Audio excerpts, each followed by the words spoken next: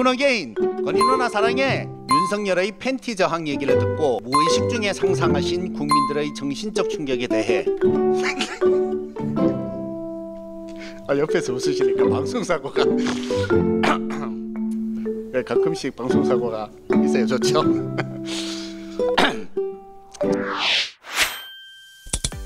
예, 최고위원 황명필입니다.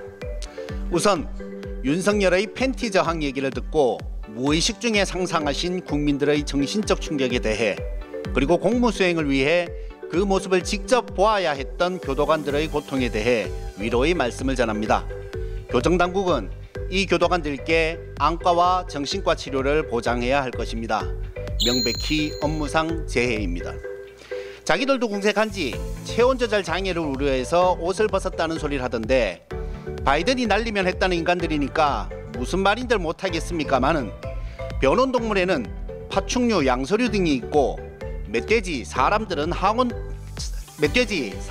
항온동물인데, 윤석열은 독사도, 개구리도, 멧돼지도 아닐 테고, 물론 사람인지도 확실치는 않습니다만, 특검이 물러나자 갑자기 체온 조절이 잘 되는 것을 보면 분명히 변온동물은 아니라서 집행에 문제는 없다고 생각됩니다. 윤석열은 이미 지난해 12월 3일 본회의장으로 가서 4인이 1명씩 들쳐업고 나오라고 한 바 있으니 그것을 그대로 본인에게 적용하면 될 것입니다. 다만 격렬히 반항하면 부상자가 발생할 수 있으니 특검은 이런 개체를 포획하는 것에 특화되어 있는 유해조수 처리반에게 협조를 구해 대상을 안전하게 끌어내야 합니다. 그런데 이 존재는 왜 갑자기 옷을 벗은 것인가? 지난 1월 3일 윤석열이 종종 조언을 구해온 극우 유튜버 고성국은 자신의 유튜버 채널에서 특검이 체포하러 오면 알몸으로 버티라고 한 바 있습니다. 이자는 국민 말은 더럽게도 안 들으면서 김건희와 극우 유튜버 말은 참 잘 듣습니다. 혁신을 주장하는 안철수는 변하지 않았습니다. 민주당에서 혁신전대를 그렇게나 부르더니 국힘에서 혁신전대를 하고 있으니 소원 성취한 셈입니다. 뭐가 안철수의 혁신인지는 아직 모르겠는데 본인도 모를 것이니 상관없겠죠. 조경태 의원도 나섰습니다. 그나마 문제의 본질을 직시하고 있긴 합니다. 이분은 원래 민주당 출신이죠. 그나마 민주당 출신인 안철수와 조경태 두 분이 개중 좀 나으니 역시 민주진영에서 인정 못 받은 사람도 국힘에 가면 제일 나은 사람이 되는 것 같습니다. 그런데 이런 사람들이 당대표 선거에서 이길 가능성은 낮아 보입니다. 왜 그런지 귀엽고 문학적이고 부드러운 제가 친절히 설명드리겠습니다.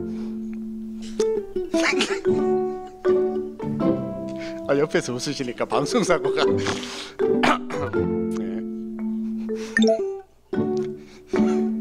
가끔씩 방송사고가 있어요. 좋죠? 지난주 뉴시스가 에이스 리서치에 의뢰한 여론조사에 따르면 친윤 반탄 후보 3명의 지지율을 합하면 약 64%가 됩니다. 그리고 작년 말 MBC가 코리아 리서치에 의뢰한 여론조사에 따르면 죄송합니다. 여기 작년 말부터 하겠습니다. 양쪽에서 웃으시니까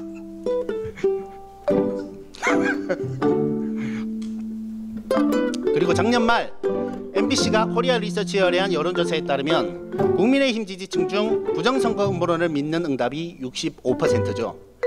결국 국민의힘이 신나게 비상식적인 부정선거론을 짚히며 정치에 이용해온 결과로 당내에서 상식은 사라지고 음모와 선동만 남았습니다. 이런 당원들의 투표가 80% 반영되니 국민의힘의 미래가 있겠습니까? 자업자득입니다. 이렇듯 당내의 논리 회로가 망가졌기 때문에 당을 장악하기 위해서는 미친 소리를 해대야 합니다. 그렇게 결국 국민의힘은 외부에서 윤석열을 끌어왔습니다. 윤석열은 민주당보다 국힘이 더 싫다, 개판 치면 뽀개버릴 것이라고 했고 결국 성공적으로 개판치는 국힘을 뽀겠습니다. 시스템이 더 망가지자 이번에는 전환길이 등장했습니다.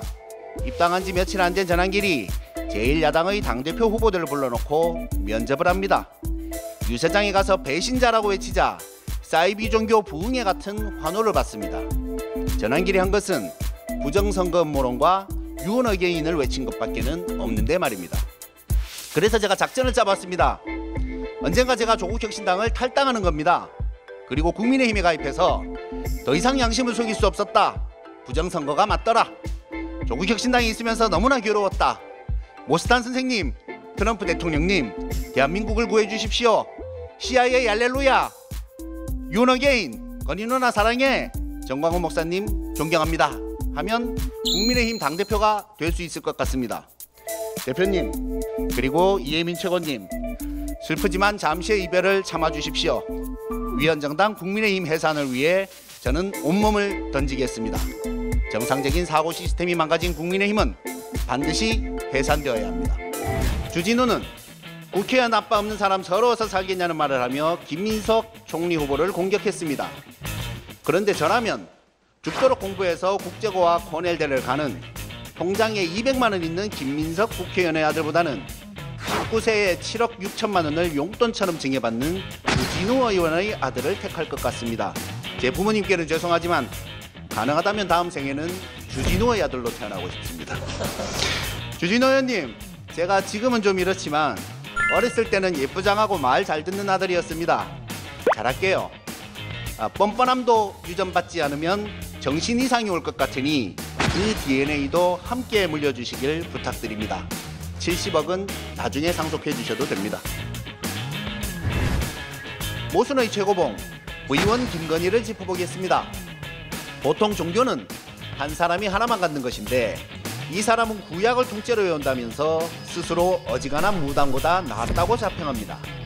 산채로 소가죽을 벗긴 일광조계종에 연등을 걸고 통일교로부터는 6천만 원짜리 다이아와 샤넬백 청탁을 받고 순복음교회 인사와도 친분이 있으며 일본 태양신인 아마테라스 오미카미를 섬기는 건진법사와 아마테라스에게 대한민국을 바치겠다던 천공, 그리고 무속에 밝은 명태균을 선생으로 모십니다.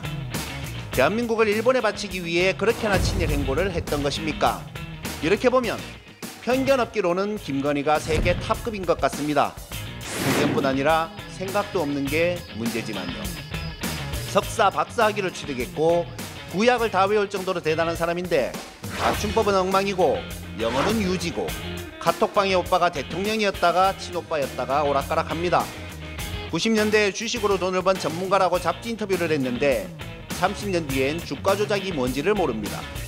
계좌를 도용당해 12시에 때려요 8만주 하고는 23억을 벌었는데 스토킹을 당했더니 초대받아 집에 온 스토커가 국가 기록물인 샤넬백을 두고 갔고 아버지 고향에 땅을 좀 사놨더니 우연히 고속도로가 휘어졌습니다.